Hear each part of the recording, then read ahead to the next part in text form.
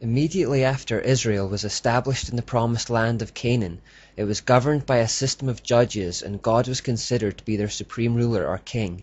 But by the time of 1 Samuel, the people started to demand a human king in order to be like the other nations around them. In spite of God's warnings about this, they persisted with the request, and God obliged. The first human king was Saul, who was soon replaced by David, and this takes us into the book of 1 Kings in the Bible, where the subsequent succession of kings are documented. These transitions of leadership led to a downward spiral and the eventual division of Israel, and throughout it all we see a constant invasion of Baal worship over the years. Satan was still going with Plan A at this point.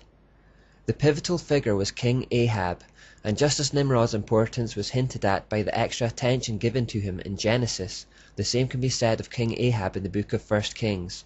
The writer makes sure to elaborate on his reign and to tell us his story in greater depth than the other kings. The Bible says of Ahab that he did evil in the Lord's sight, even more than any of the kings before him. This guy was the worst of the worst. There had been bad kings before, but no one touched Ahab. Not only this, but he married a woman called Jezebel, who was the princess daughter of Ethbaal, Canaanite king of Tyre and Sidon, and priest of Astarte. You couldn't get a worse combination of titles, and clearly this was not the kind of family the king of Israel should have been marrying into. For a people that God was intent on keeping undefiled and pure, this marriage would pose significant problems. As expected, soon after their marriage the pollution began. Ahab established a temple for Baal and an Asherah pole in Israel for his wife's sake. An Asherah pole is basically an obscene phallic symbol, otherwise known as an obelisk. But Queen Jezebel was not content to simply allow the worship of Baal and Asherah concurrently with the worship of Israel's true God. She was determined to eliminate worship of the true God altogether. She embarked on a campaign whereby most of God's prophets were killed, and in their place were installed false prophets for Baal and Asherah. She successfully controlled Ahab, implemented idol worship, and had him build a temple in their honor. As a result, the biblical record shows Israel plunging from the heights of David's glorious and godly reign to the depths of the pagan idolatry and Satanism under Ahab, and this was in many ways Israel's darkest hour. Satan was very close to winning God's chosen people to himself, once and for all. The apostasy of Israel was almost complete. The foundations of godliness were fast crumbling. The judgment of God was forthcoming. Now, do Ahab and Jezebel remind you of anyone? They were virtually identical to Nimrod and Semiramis. It's almost as though Satan thought to himself that since this tactic had worked so well in Babylon, it might just be the one that would finally clinch victory in the battle to subvert the Israelites. Like when a play or shot works particularly well in sports, you're tempted to use it again in the hope it produces the same result. This is what he was doing.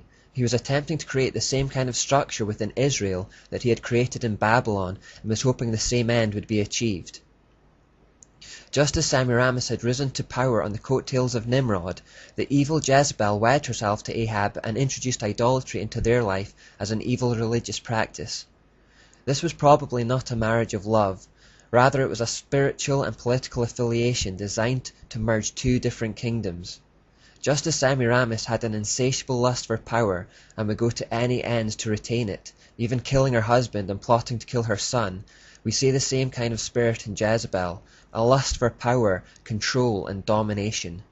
Given her background in Baal worship, where sex acts and licentious living was exalted as a way to tap into the power of the gods, she would have had no qualms about sleeping her way to the top. Ahab, king of Israel, was completely subdued and dominated by Jezebel.